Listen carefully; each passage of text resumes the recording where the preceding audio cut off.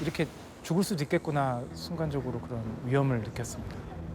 큰 사고가 있었나 본데요. 자, 평온했던 도로가 한순간에 사고로 뒤덮일 줄은 누구도 예상치 못했을 거라고 합니다.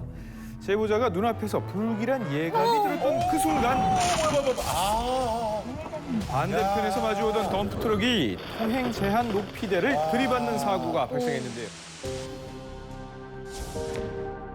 자, 운전석이 심하게 파손될 정도로 사고의 충격이 꽤 컸습니다. 다행히 지나가는 행인의 신고로 구조대가 서둘러 왔다는데요. 엎드리면서 핸들 쪽에 이제 가슴을 이제 붙인 상황이도 보니까요. 고개가 이제 못 들어서 꽉 낀 상황. 목숨은 이제 운전하신 것 같았고 내비게이션을 보고 가다가 그랬다 그러고 잠깐 아차하는 순간이 있지 않았을까. 잠깐의 방심으로 때로는 무리하게 진입하려다가 일어나는 높이 제한대 사고. 꽤 많네요. 아무리 바쁘더라도 안전을 위협하는 일은 없어야겠죠. 비 오는 날 퇴근길에서 잊을 수 없는 사고를 겪었다는 또 다른 제보자입니다. 그날이 좀 흩뿌리듯이 비가 오는 날이고 저녁이라서 평소보다 감속을 해서 달리고 있었거든요. 근데 달리는 차 앞으로 뭔가 나타났는데 혹시 보셨습니까?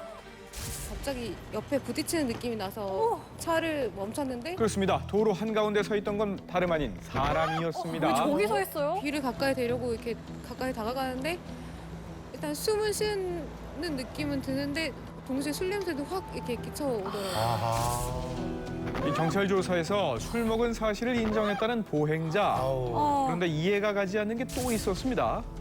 그녀가 나타난 곳은 주변이 가드레일로 막혀 있는 도로 한가운데. 자, 이렇다 보니 사람이 나타날 거라고는 상상도 할 수 없었답니다. 보행자가 야간에 시야가 확보되지 않는 곳에서 넓은 도로의 중간에 서 있었기 때문에 보행자가 또 음주 상태에서 길 한가운데 서 있었다라는 점에서 보행자 과실을 8, 운전자 과실을 2 정도로 볼 수 있을 것 같습니다.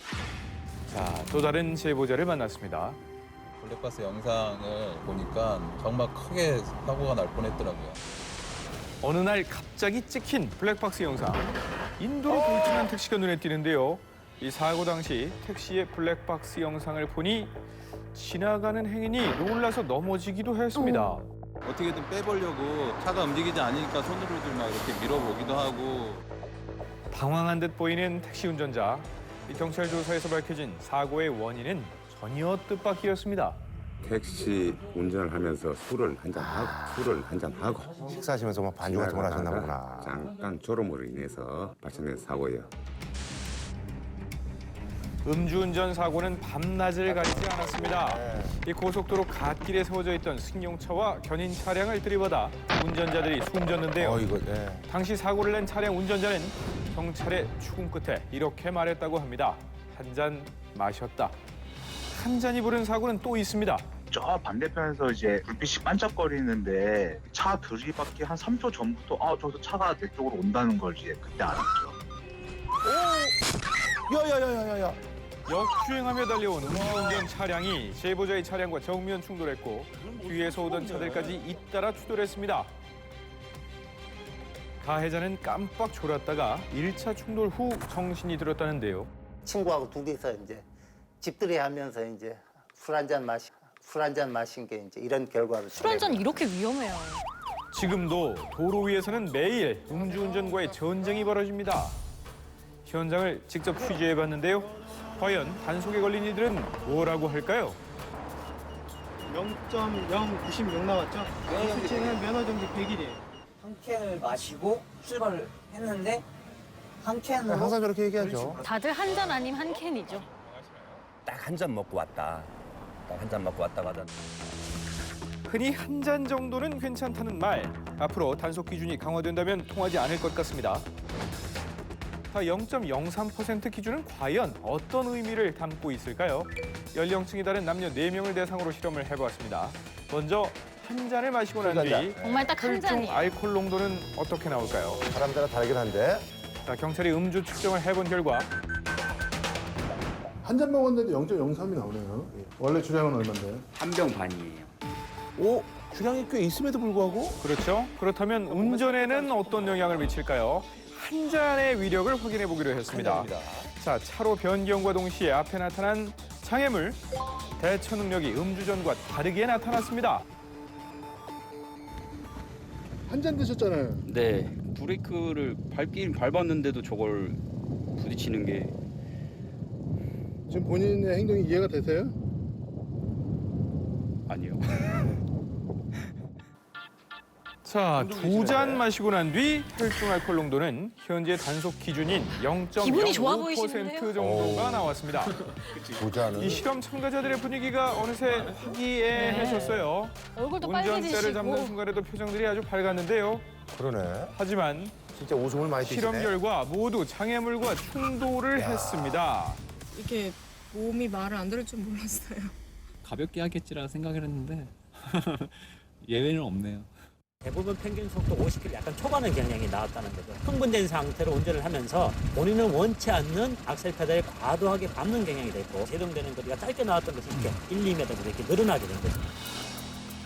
운전대 앞에서는 결코 가볍게 여겨서는 안 될 한 잔이지만 한잔 도전 음주 위험하네요. 단속 기준은 아직도 제자리입니다. 7대 국회부터 법안을 냈는데 계속 시기상조다.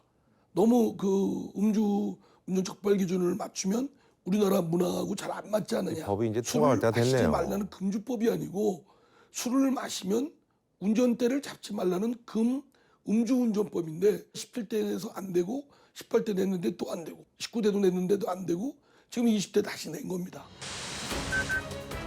한밤중에 위험한 질주가 포착됐습니다. 어머, 사람이? 달리는 차량에 사람이 매달려 있는데요. 신호도 무시한 채 도로를 달리다 골목길에 있는 차량을 들이받은 뒤에야 멈췄습니다. 당시 차에 매달려 있던 이인환 씨는 생명의 위협을 받고 차에 매달릴 수밖에 없었다는데요. 그분이에요, 아까 그분? 차를 긁었대요. 그래서 뭐 이런저런 저런 얘기 나누던 중에 술 냄새가 나서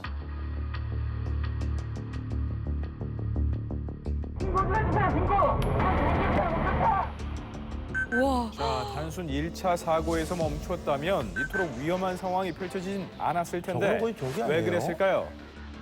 운전자는 이 사람이 이제 차를 계속 밀면 옆으로 비낄 걸로 예상을 했대요. 술도 마셔가지고 이제 좀 이성도 잃고 해가지고 그 순간부터는 이제 자기 통제가 안 됐다고 합니다. 결국 술이 사고를 부르고 판단력까지 흐리게 만든 건데요. 누군가의 소중한 가족을 빼앗을 뻔한 일이었습니다. 더 이상 음주운전에 관대해서는 안 된다는 제보자. 그냥 무작정 3차로로 계속 달려오더라고요. 그래서 손짓을 하고 했는데도 사고 처리 중이었는데 차가 계속 오길래 야, 이 사고를 낸 음주운전 차량을 견인하려던 순간 뒤에서 빠르게 달려온 불빛이 덮쳤답니다. 불과 2분 만에 벌어진 일이라는데요. 한 차가 그냥 옮기는 거는 그렇게 많이 봤는데 두 차가 같이 이제 그런 거는 거의 경우가 못 봤습니다. 제보자가 재빨리 1차 사고 운전자를 벽으로 밀쳤기 때문에 생명을 지켜주었는데 본인이 많이 다쳤어요. 이날 총 5대가 사고가 났다고 합니다. 생계수단이었던 견인차는 폐차되고 몸도 마음도 만신창이가 됐습니다. 사람 죽여놓고 죄송합니다 하면 끝인 것처럼 그냥 미안합니다, 죄송합니다. 미안하고 죄송한 건 알죠. 그럼 그 일을 안 했어야죠. 돌이킬 수 없는 길을 가시겠습니까? 한 잔만 마셔도 결코 해서는 안 되는 일. 음주와 운전은 절대 같이 갈 수 없습니다. 운전은 하지 마세요. 진짜 당신들은 모르지만은 피해 받은 사람들은 진짜 피눈물 흘립니다. 진짜요.